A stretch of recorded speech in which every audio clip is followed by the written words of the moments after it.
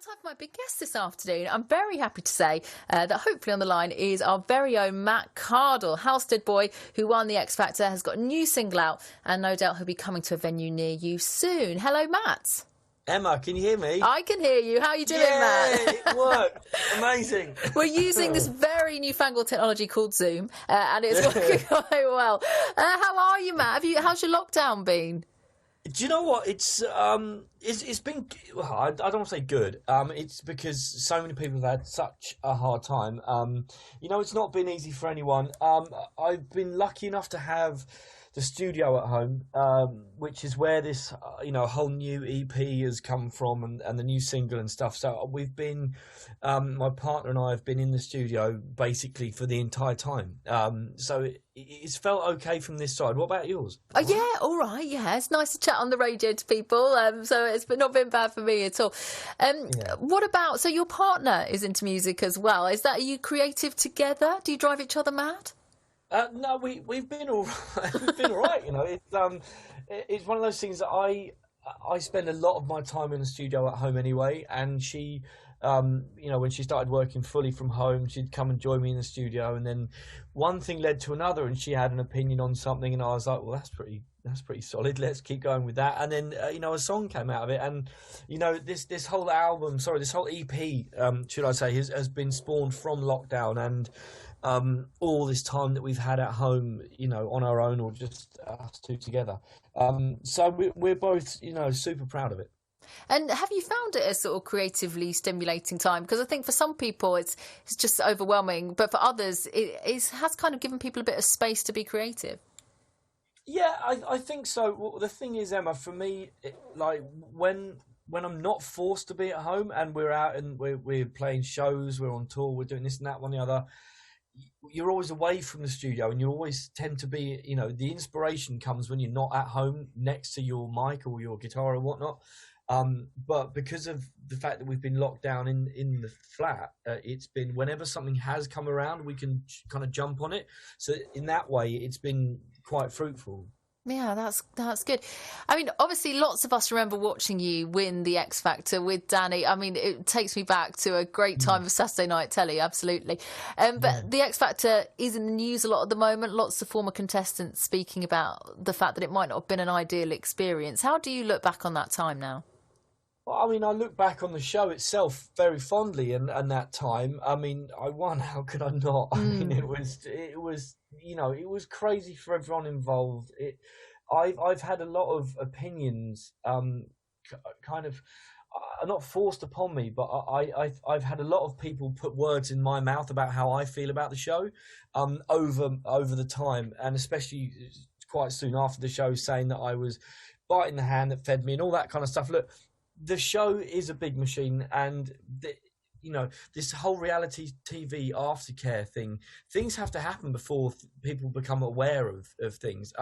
Back in 2010, I don't think, we didn't have Love Island wasn't around, and it wasn't quite the crazy reality situation that we have going on telly now. I understand that people have got issues with the way certain things went, but not me personally. I was very fortunate. I'm still, here 10 years later, talking to you, Emma, about new music and stuff. So I'm not about to start running anything down, but everyone's entitled to their opinion. Let's sit on the fence that way. Yeah, well, just to put this to you, because you're being quoted, because others have come forward. Jed would have come forward, Cher Lloyd as well, talking about their experiences. And what then happens on the article is it says, and Matt Cardle also said that he felt that people were used on the show. Is that a correct quote, and is that how you feel? It's a correct quote in the conversation that was being had at the time.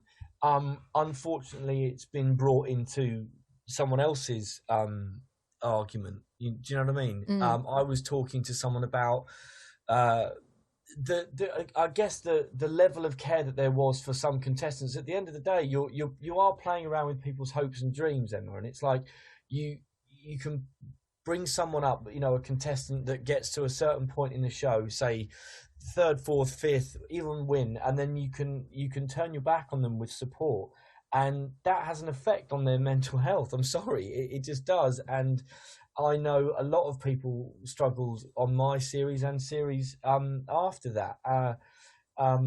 With it, but everyone's got their own experience with it, and that was mine. It just happens to have been now wound up in the thing that Rebecca is spearheading, and I don't disagree with a lot of what she's saying, but with regards to my experience with X Factor, I was very lucky. So what happened? Because we all see you win, and then we go and do Christmas, and are you straight into a studio? Are you looked after? What happens?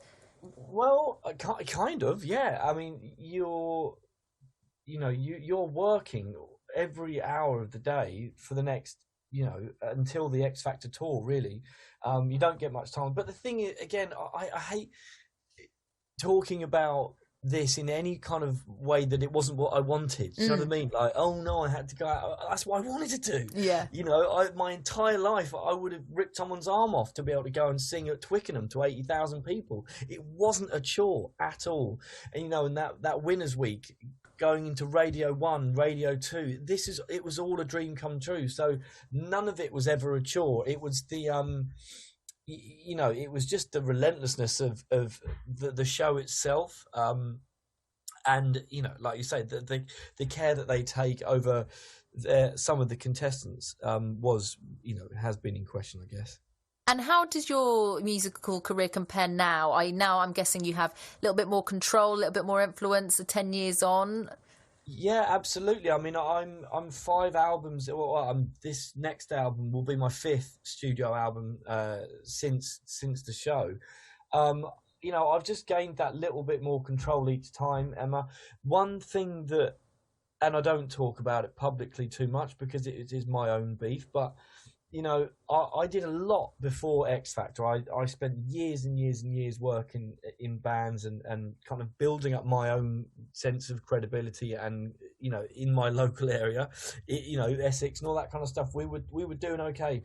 You get turned into plastic overnight when you go and do a show like X Factor. So the last 10 years have been slowly chipping away at regaining some of that credibility that I lost.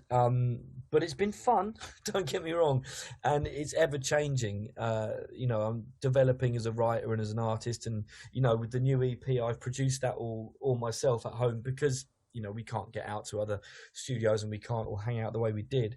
And even that was something that I would never have been able to do 10 years ago. I guess so the question is really, were those highs and that whirlwind worth some of the downsides? Would you do it again? Yeah, I absolutely would do it again. It might kill me this time around, but I would do it again. Of course I would. Like I said, I wouldn't be sitting here now, 5 albums and, Lord knows how many tours and the West End stuff and, working with Trevor Horn and all that. Everything that's happened to me over the last 10 years wouldn't have happened to me had I not gone on X Factor. So never for a second would I ever regret any of it. Well, Matt, we're going to play the single, and I've got a couple more questions for you. If you won't mind just hanging on a second, I just want to check the roads, but I'm having a lovely time talking. I'm joined still by our guest, Matt Cardle, Halstead boy, who's done amazing things in the charts, and he's going to be back in action again soon. There's a new single that we're going to play very shortly. But Matt, I have to ask you, musicians everywhere are counting down the days so they can get back out on the road. What are your plans? Where are you looking forward to getting back to? Do you know what? Anywhere at the moment, to be fair. We had so many shows booked in, and we had a tour planned, and everything's gone out the window as it has for everyone. So we're not alone. But we do have that tour still provisionally in. But as soon as we get the go ahead from certain guidelines and stuff, we can start announcing that. Are you doing something with a magician? Yes, so one of another local lad, Mr. Michael J. Fitch, who you will all know, member of the Inner Magic Circle, no less. The guy's an absolute genius. We hooked up a little while ago to do a Zoom gig, and it was absolutely brilliant. And we're going to do it again on the 23rd of this month. And as a little thank you to all of our heroes of the NHS, we are giving away half-price tickets to any NHS workers by going to it's all on Eventbrite. You just have to put the promo code in NHS staff for a half price ticket. So honestly, this stuff really works over Zoom, Emma. You should get a ticket. I'll give you guys some tickets. Oh, I'd love to. Please come along. It's amazing. The guy will read your mind through a screen. He'll, Oh, I'm a bit scared of that. No, honestly, he's absolutely incredible, and we had such a blast last time. There's some videos flying around of it, but yeah, get your tickets, and if you are an NHS worker, then yours are half price. Amazing. And do you think we'll see you gigging locally, hopefully, in the not too distant future? Absolutely, yes. Well, me and Michael are actually going to go to Colchester Mercury. We're talking with them at the moment about taking the show live, but I will be back to play around Essex, definitely on the tour. Fantastic. We're going to play your new single in just a minute, but I'd like you to set it up for us a bit, if you could. What's this about? We're the Butterflies.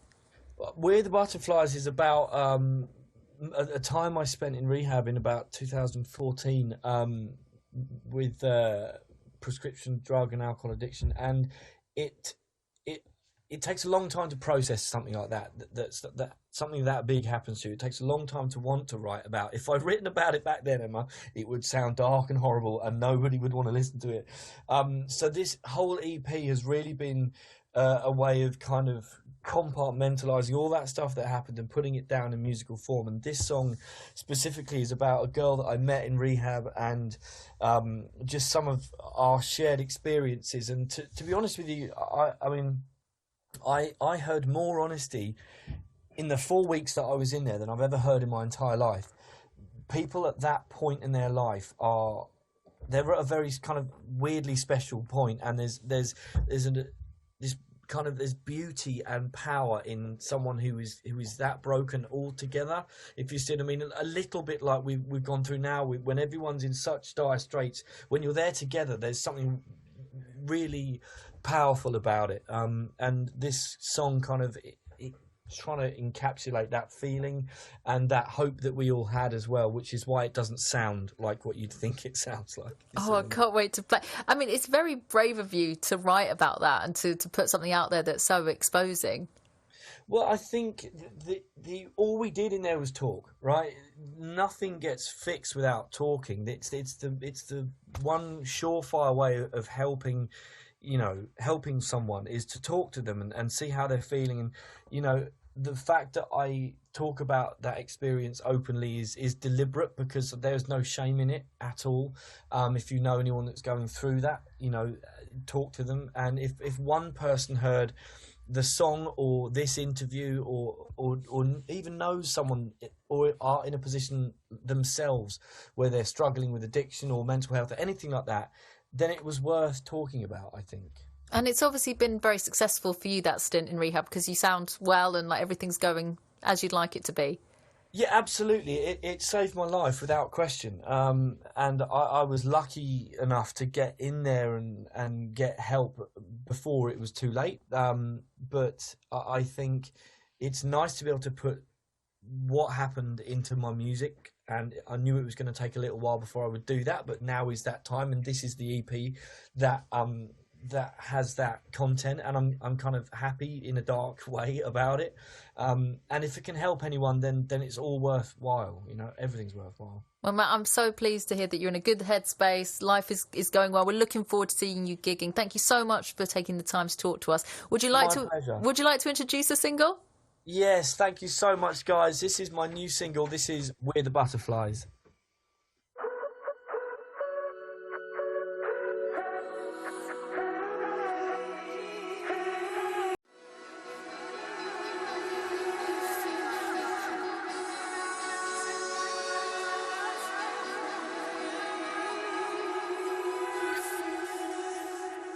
That's Matt Cardle with We're the Butterflies. Really lovely to speak to Matt there.